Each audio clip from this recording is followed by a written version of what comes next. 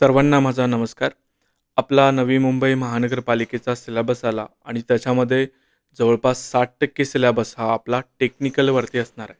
त्या टेक्निकलच्या सिलेबसमध्ये पहिलाच पॉईंट हा आपला महाराष्ट्र नागरी सेवा नियम 1981 त्यांनी मेन्शन केलेलं आहे. महाराष्ट्र सिव्हिल सर्व्हिसेस रूल्स 1981 असं त्यांनी मेन्शन केलेलं आहे. तो नियम आपण ह्या व्हिडिओमध्ये बघणार आहोत. जर आपण महाराष्ट्र नागरी सेवा या नियमाची संरचना जर बघितली तर त्याच्यामध्ये एकूण प्रकरणं ही 6 आहेत. हा आकडा आपल्याला पाठ करायचा आहे. तो विथ द टाईम आपला पाठच होणार आहे. पण एक लक्षात ठेवा की याच्यामध्ये एकूण 6 प्रकरणं आहेत. एकूण नियम जर आपण बघितले, जसे आपण याच्या अगोदर ट्री कन्झर्वेशन ॲक्ट बघितला, त्याच्यामध्ये एकूण 22 आपले कलम होते आणि 8 आपले चॅप्टर होते. तसे याच्यामध्ये एकूण नियम हे 52 नियम आहेत. एकूण परिशिष्टांचा जर आपण याच्यामध्ये विचार केला तर एकूण परिशिष्ट ह्या नियमामध्ये 6 परिशिष्ट त्यांनी दिलेले आहेत. हे आकडे आपल्याला लक्षात ठेवायचे आहे. इथे मी तुम्हाला ते टेबल फॉर्मॅटमध्ये रिव्हिजनसाठी दिलेले आहे. आता प्रकरण 1 जर आपण त्याचा विचार केला तर या प्रकरण 1 मध्ये एकूण 8 नियम आहेत. ते आपण आता वन बाय वन बघणार आहोत. प्रकरण 1 मध्ये त्यांनी सामान्य नियम जे आहेत ते डिस्कस केलेले आहेत. तर त्याच्यामधला पहिला नियम जो आहे त्याच्यामध्ये त्यांनी हे जे रूल आहे 1981चं त्याचं संक्षिप्त नाव आणि प्रारंभ कधीपासून होतो ते मेन्शन केलेलं आहे. मग याचं नाव काय असणार आहे? महाराष्ट्र नागरी सेवा सेवेच्या सर्वसाधारण सरती नियम 1981 असं त्याचं नाव आहे. आता सर्वात महत्त्वाची फॅक्ट याच्यामध्ये काय आहे, नावापेक्षाही त्याचं इयर तुम्हाला पाठ करायचं आहे. दुसरं, हे नियम कधीपासून लागू झाले? हे नियम 15 ऑगस्ट 1981 पासून लागू झालेले. ही सर्वात महत्त्वाची डेट या नियमामधली हे आपल्याला पाठ करायची आहे. ही तुमच्या तोंड पाठ झाली पाहिजे. आता नंतर विथ द टाईम आपण बघणार आहोत. याच्यामध्ये मी काही स्टोरी बनवल्या जेणेकरून तुमचं सर्व नियम हे तुमचे पाठ व्हायला पाहिजे, तोंडपाठ. ते आपण ह्या व्हिडिओच्या एंडपर्यंत ती स्टोरी मी सगळे नियम तुमच्याकडून पाठ करून घेणार आहे. त्या अगोदर आपण नियम 2 बघू. नियम 2 मध्ये त्यांनी काय सांगितलं? या नियमांची व्याप्ती किंवा हे कुठपर्यंत लागू होतात हे त्यांनी सांगितलेलं आहे. आता याच्यामध्ये तुम्ही हे जर रीड केलं तुम्ही, ज्यांच्या नियुक्तीसाठी विशेष कायद्याची तरतूद आहे, म्हणजे कोण?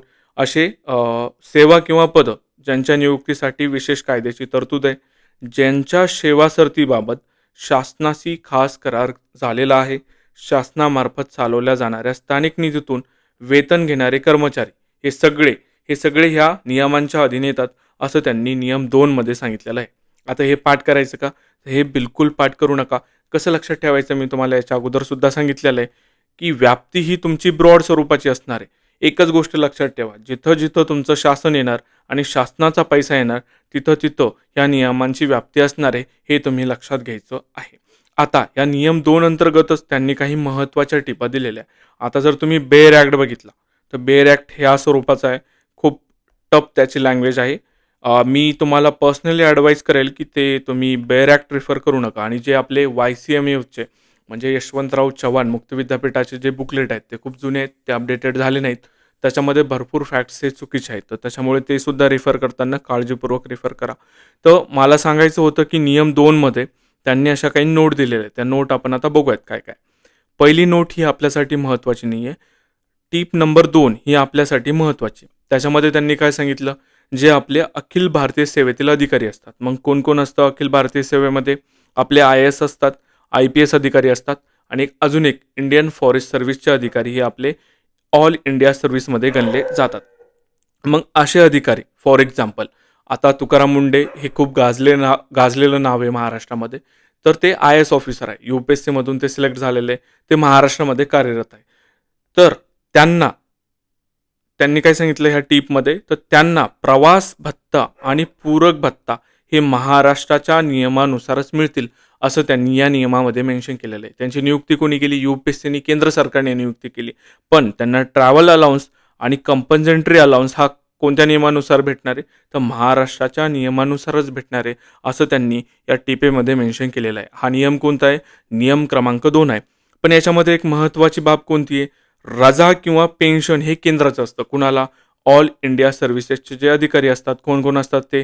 IAS, IPS आणि इंडियन फॉरेस्ट सर्व्हिसचे अधिकारी हे ऑल इंडिया सर्व्हिसचे अधिकारी म्हणून गणले जातात. तर त्यांची रजा आणि पेन्शन हे केंद्राचं असतं. ट्रॅव्हल अलाउन्स आणि कंपन्सेटरी अलाउन्स हा त्यांचा महाराष्ट्र शासनाद्वारे डिसाईड केला जातो किंवा मग महाराष्ट्राच्या नियमानुसार त्यांना तो मिळत असतो असं त्यांनी नियम क्रमांक 2 1981च्या रूलमध्ये मेन्शन केलेलं आहे. आता याच्यामध्ये जी टिप क्रमांक 3 आहे ती महत्त्वाची आहे. ती काय सांगते? बिगर शासकीय स्थानिक निधीतून शासकीय सेवेत येणाऱ्या व्यक्तीची नियुक्ती ही पहिली नियुक्ती मानली जाईल. त्यांची मागील सेवा शासकीय सेवा म्हणून मोजली जाणार नाही, असं त्यांनी मेन्शन केलेलं आहे. आता इथे एक गोष्ट लक्षात घ्या. आपण एक स्टोरी बघूयात, त्याच्यामध्ये तुम्हाला हे समजून येईल. ही टिप क्रमांक 3 काय ते समजून येईल तुम्हाला. याच्यामध्ये डिस्टिंग्विश तुम्हाला काय करायचं आहे बघा, त्यांनी इथं मेन्शन केलं बिगर शासकीय स्थानिक निधी. आता स्थानिक निधी आपण जेव्हा कन्सिडर करतो ना, तर आपल्याला असं वाटतं की तो शासकीय निधी आहे. फक्त तोच तुम्हाला डिफरन्शिएट करता आलं पाहिजे. लोकल फंड हा तुमचा नॉन गव्हर्नमेंट टाईपचा आहे, हे तुम्हाला लक्षात यायला पाहिजे. कन्सिडर करा आपल्या बॅचचे जे विद्यार्थी आहे युवराज सर, तर त्यांनी खाजगी स्थानिक संस्थेत काम केले किती? एकूण 5 वर्ष. आता त्यांनी सहाय्यक आयुक्तचा पेपर दिला. नवी मुंबई महानगरपालिकेमध्ये ते सहाय्यक आयुक्त म्हणून रुजू झाले. मग रुजू होताना ते काय म्हटले, की मी आता 5 वर्ष ऑलरेडी स्थानिक संस्थेमध्ये काम केलेलं आहे, तर तुम्ही मला सिनियर माना. असं कोण म्हणणार आहे? युवराज सर म्हणणार आहे. का म्हणणार आहे? खाजगी संस्थेमध्ये, कोणत्या स्थानिक संस्थेमध्ये त्यांनी 5 वर्ष काम केले, त्यांची नियुक्ती झाली. कशामध्ये? शासकीय सेवेमध्ये. आणि 5 वर्ष काम केलेलं आहे खाजगी संस्थेमुळे, म्हणून त्यांचा समज असा आहे, गैरसमज त्यांचा असा आहे, की मी 5 वर्ष काम केलं, मला तुम्ही सिनियर माना. पण 1981चा नियम क्रमांक 2 काय सांगतो तो? नाही युवराज सर, तुमची ही पहिली नियुक्ती असणार आहे. का? तुम्ही खाजगी याच्यातनं तुम्ही शासकीयमध्ये आला ना, म्हणून ती तुमची पहिली नियुक्ती असणार आहे. आणि तुमचं जे सेवा पुस्तक आहे ते आतापर्यंत कोरं आहे, आणि आजपासून म्हणजे नियुक्ती झाल्यापासून आता त्याच्यामध्ये एंट्री होत जाणार आहे, असं ते युवराज सरला कोण सांगणार आहे? नियम क्रमांक 2 सांगणार आहे. का सांगणार आहे? कारण त्यांनी 5 वर्ष खाजगी स्थानिक संस्थेमध्ये काम केलं होतं, नंतर ते शासकीय सेवेत आले, आणि मग नंतर त्यांचं सेवा पुस्तक कोरं होतं, पण ज्या दिवसापासून ते रुजू झाले तिथं त्यांची पहिली नियुक्ती झाली, आणि मग त्यांच्या सेवा पुस्तकामध्ये एंट्री तिथून सुरू झालेली आहे. आय होप तुम्हाला ही स्टोरी लक्षात आली असेल. या स्टोरीवरून तुम्हाला टिप क्रमांक 3 ही सुद्धा कळली असेल. याच्यामध्ये फक्त तुम्हाला काय लक्षात ठेवायचं आहे, की एखादा व्यक्ती खाजगीमधून जर शासकीयमध्ये आला कितीही वर्ष काम करून, तर ती त्याची पहिली नियुक्ती असणार आहे. हा एवढा महत्त्वाचा फॅक्ट तुम्हाला लक्षात ठेवायचा आहे. पुढचा नियम महत्त्वाचा आहे. नियम क्रमांक 3 तो काय सांगतो? अर्थ लावण्याचा अधिकार कोणाला आहे? तो नियम क्रमांक 3 सांगतो. तर याच्यामध्ये या नियमाचा अर्थ लावण्याचा किंवा स्पष्टीकरण देण्याचा अंतिम अधिकार वित्त विभागाकडे असेल, असं त्यांनी नियम क्रमांक 3 मध्ये मेन्शन केलेलं आहे. आता याच्यामध्ये तुम्हाला लक्षात काय ठेवायचं आहे, की अर्थ लावण्याचा अधिकार हा तुमचा वित्त विभागाकडे, तो सामान्य प्रशासन विभागाकडे नाही, हे तुम्हाला तिथं लिहून ठेवायचं आहे. या सामान्य प्रशासन विभाग, त्याला आपण गॅड म्हणतो, त्याच्यावरती तुम्हाला अशी फुली मारायची, म्हणजे ते तुमच्या परमनंट मेमरीचा तो तुमचा भाग बनणार आहे. नाहीतर काय होतं, सरासरी ते तुम्हाला देतील, की या नियमांचा अर्थ लावण्याचा किंवा स्पष्टीकरण देण्याचा अंतिम अधिकार सामान्य प्रशासन विभागाकडे असेल, तर वाहत जाण्याची भूमिका खूप जास्त असते. तिथं ते तुमच्या मेंदूला डिफरेन्शिएट करता येत नाही. पण जर तुम्ही ऑलरेडी अभ्यास करताना अशा काही गोष्टी करून ठेवल्या, तुम्ही तिथं फुली मारून ठेवायची, सामान्य प्रशासन विभाग लिहायचं, त्याच्यावरती काट मारायची, म्हणजे तुम्हाला मग कळणार आहे की अर्थ लावण्याचा आणि स्पष्टीकरण देण्याचा अंतिम अधिकार हा वित्त विभागाकडे असणार आहे. पुढे आता जो नियम 4 आहे तो काय सांगतो? जर शासनाला असं वाटलं की या नियमामुळे एखाद्या कर्मचाऱ्याचे किंवा वर्गाचे विनाकारण नुकसान, त्याला आपण अनड्यू हार्डशिप म्हणतो, तर शासन लेखी आदेशाद्वारे त्या व्यक्तीला नियमातून सवलत देऊ शकते किंवा नियमात बदल करू शकते, असं त्यांनी नियम क्रमांक 4 मध्ये सांगितलंय. म्हणजे काय? एखाद्या व्यक्तीला अनड्यू हार्डशिप होती, कोणत्या रूलनुसार? 1981च्या रूलनुसार. याच्यामध्ये एकूण 52 रूल आहे. या रूलनुसार समजा एखाद्या व्यक्तीला अनड्यू हार्डशिप होते, तर मग शासन लेखी आदेशाद्वारे त्या व्यक्तीला नियमातून सवलत देऊ शकते किंवा नियमात बदल करू शकते, असं त्यांनी नियम क्रमांक 4 मध्ये सांगितलंय. याच्यामध्ये सर्वात महत्त्वाची गोष्ट तुम्हाला लक्षात ठेवायची आहे, की शासन लेखी आदेशाद्वारे सांगणारे तोंडी आदेश इथं चालत नाही, हेच तुम्हाला लक्षात ठेवायचं आहे. पुढे आता नियम क्रमांक 5 आपण बघणार आहोत. त्याच्यामध्ये काय सांगितलं त्यांनी? करार मोठा की तुमचे हे नियम मोठे. आता बघा, एखाद्या व्यक्तीची शासकीय याच्यामध्ये संस्थेमध्ये जेव्हा नियुक्ती होती, तर त्याच्यासोबत सरकार करार करतं. मग तो करार मोठा की हे नियम मोठे, हे तुम्हाला नियम क्रमांक 5 मध्ये त्यांनी सांगितलेलं आहे. तर काय सांगितलं त्यांनी? जर शासनाने एखाद्या कर्मचाऱ्याशी कायदेशीर करार केला असेल, तर त्या करारातील अटी या नियमांपेक्षा वरचढ ठरतील, असं त्यांनी सांगितलेलं आहे. आता कसं लक्षात ठेवायचं हे? कॉन्ट्रॅक्ट हा वर्ड आहे आपण इंग्लिशमध्ये घेतलेला आहे आणि रूल हा वर्ड आपण इंग्रजीमध्येच घेतलेला आहे. आता कॉन्ट्रॅक्ट हा वर्ड इंग्रजीचे 8 अल्फाबेट त्याच्यामध्ये आणि रूलमध्ये किती आहे 4 अल्फाबेट आहे. म्हणजे कॉन्ट्रॅक्ट हा शब्द तुमचा मोठा आहे रूलपेक्षा. असंच तुम्हाला लक्षात ठेवायचं की तुमचा कॉन्ट्रॅक्ट हा रूलपेक्षा वरचढ असणार आहे. हे तुम्हाला नियम क्रमांक 5 मध्ये त्यांनी सांगितलंय. लक्षात कसं ठेवायचं? कॉन्ट्रॅक्ट हा वर्ड मोठा आहे कशापेक्षा? रूलपेक्षा. म्हणून कॉन्ट्रॅक्ट हा तुमचा वरचढ ठरणार आहे असं तुम्हाला लक्षात ठेवायचं आहे. पुढे आता हे खूप महत्त्वाचा नियम आहे नियम क्रमांक 6. त्याच्यामध्ये त्यांनी काय सांगितलं? वेतन, भत्ता, रजा आणि निवृत्ती वेतन दाव्यांचं नियमन कसं प्रकारे केलं जातं असं त्यांनी नियम क्रमांक 6 मध्ये सांगितलेलं आहे. ते आता आपण बघू. ज्या काळात आता वेतन आणि भत्त्याबद्दल त्यांनी काय सांगितलं? ज्या काळात ते कमावले आहेत त्या काळातील नियमानुसार मिळतील. काय? वेतन आणि भत्ता. कसं लक्षात घ्यायचं? समजा आपल्या बॅचमधील शुभम सर आहेत. त्यांची नवी मुंबई महानगरपालिका मध्ये सहाय्यक आयुक्त म्हणून नियुक्ती झाली. कधी नियुक्ती झाली? 2010ला ती नियुक्ती झाली त्यांची. पण त्यांना पगार काढायचा आता 2025ला. मग त्यांचा पगार, त्याला आपण वेतन आणि भत्ता म्हणतो, तो कसा भेटेल? तर त्यांचा वेतन आणि भत्ता हा त्यांना 2010च्या नियमानुसारच मिळेल असं त्यांनी ह्या नियम क्रमांक 6 त्याचं जे पहिली ओळ आहे तिथं त्यांनी तसं मेन्शन केलेलं आहे. आय होप तुम्हाला ही स्टोरी लक्षात आली असेल. शुभम सर कधी नियुक्त झाले? 2010ला. त्यांना आता वेतन आणि भत्ता कधी काढायचा आहे? 2025ला काढायचा आहे. मग त्यांना तो कधीच्या नियमानुसार भेटणार आहे? 2010च्या नियमानुसारच त्यांना तो भेटणार आहे. एवढंच तुम्हाला इथं लक्षात ठेवायचं आहे. आता अजून एक गोष्ट आहे. समजा शुभम सरला मूव्ही बघायला जायचे, धुरंधर मूव्ही बघायला जायचे त्यांना. फर्स्ट डे फर्स्ट शो त्यांना बघायला जायचे. कोणासोबत? त्यांच्या GF सोबत. मग त्याचा फर्स्ट डे फर्स्ट शो होता 5 डिसेंबर 2025ला सकाळी 9 वाजता शुभम सरला त्यांच्या गर्लफ्रेंडसोबत धुरंधरचा फर्स्ट डे फर्स्ट शो बघायला जायचं आहे. तर मग त्यांना रजा पाहिजे. मग ते रजेचे नियम कसे असतील? तर ते रजेचे नियम असे असतील, ज्यावेळी रजा मागितली आणि मंजूर केली त्यावेळी अंमलात असलेल्या नियमानुसार त्यांना ती रजा मिळणार आहे. म्हणजे डिसेंबर 2025ला जे नियम असतील त्या नियमानुसार शुभम सरला रजा भेटणार आहे. एवढंच तुम्हाला याच्यामध्ये समजून घ्यायचं आहे. पुढची अजून महत्त्वाची बाब काय? निवृत्ती वेतन. आता कर्मचारी ज्या दिवशी सेवानिवृत्त होईल त्या दिवशीच्या नियमानुसार त्यांना निवृत्ती वेतन मिळेल. हे सुद्धा तुम्हाला ह्याच उदाहरणातून लक्षात घ्यायचं आहे. समजा शुभम सरला आता डिसेंबर 2025ला निवृत्त व्हायचं आहे तर त्यांचं निवृत्ती वेतनसुद्धा म्हणजे डिसेंबर 2025ला जे नियम आहेत त्या नियमानुसारच त्यांना निवृत्ती वेतन भेटणार आहे. याच्यामध्ये महत्त्वाची एक तरतूद काय? सेवेत असताना नियमात असा कोणताही बदल केला जाणार नाही ज्यामुळे कर्मचाऱ्याचे आधी ठरलेले निवृत्ती वेतन कमी होईल. आता ज्यांनी MPSCचा अभ्यास केला आहे त्याच्यामध्ये आपण राज्यघटनेमध्ये कॉन्स्टिट्यूशनल बॉडीज बघतो. त्याच्यातले जे सदस्य किंवा अध्यक्ष असतात त्यांच्याबद्दल सुद्धा अशीच तरतूद केलेली असते. त्याच्यामुळे हे रीडिंग कॉम्प्रिहेन्शनचा पार्ट आहे. हे तुम्ही वाचलं तर तुम्हाला ह्या गोष्टी पाठ करायची गरज नको.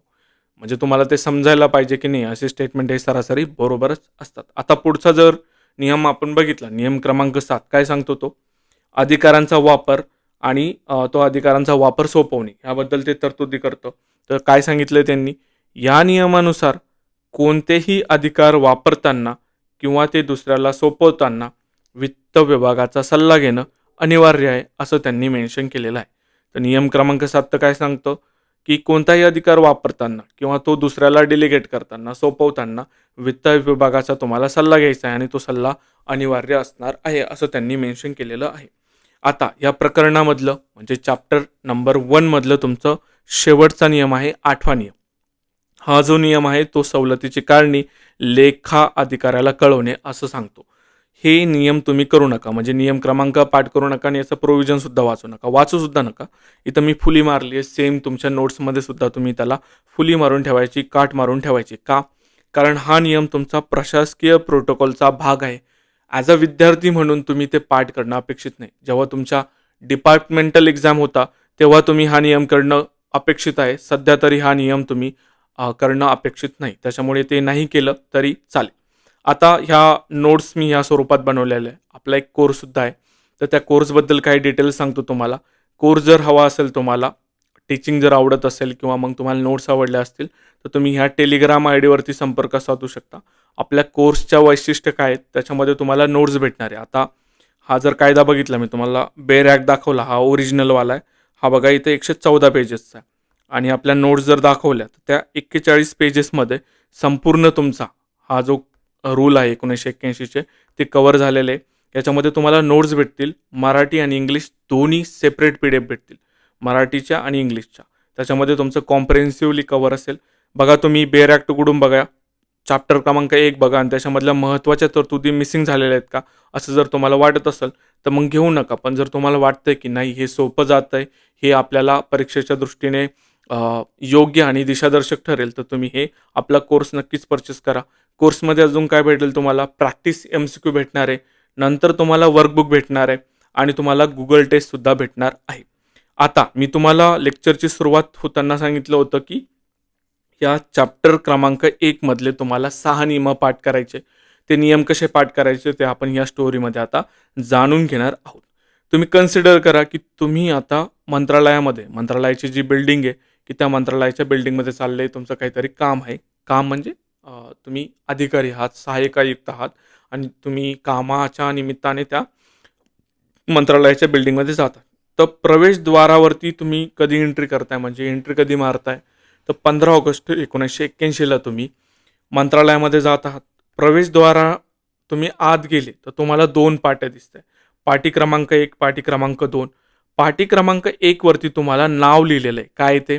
महाराष्ट्र सिव्हिल सर्व्हिसेस रूल्स 1981 असं पाटी क्रमांक 1 वरती लिहिलेलं आहे. इमॅजिन करा.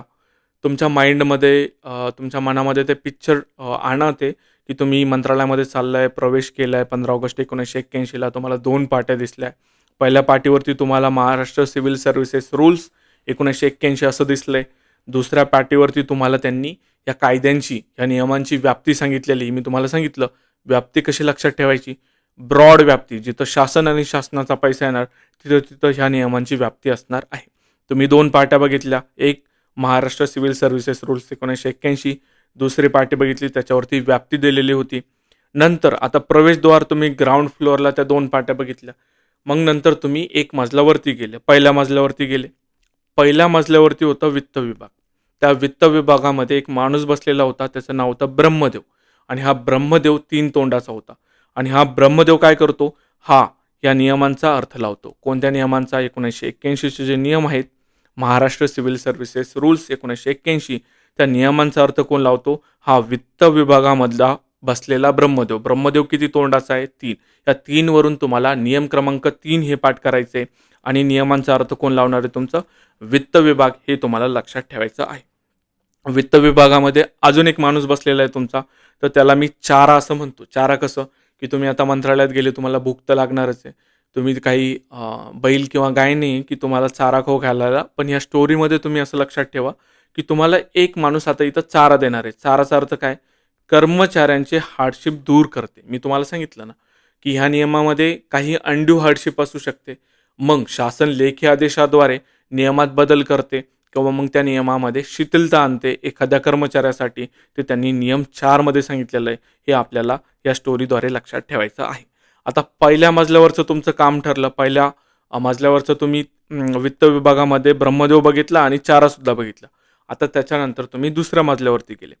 दुसऱ्या मजल्यावरती तुम्हाला 2 टेबल होते. पहिला टेबल हा 5 क्रमांकाचा आणि दुसरा टेबल हा तुमचा 6 क्रमांकाचा होता.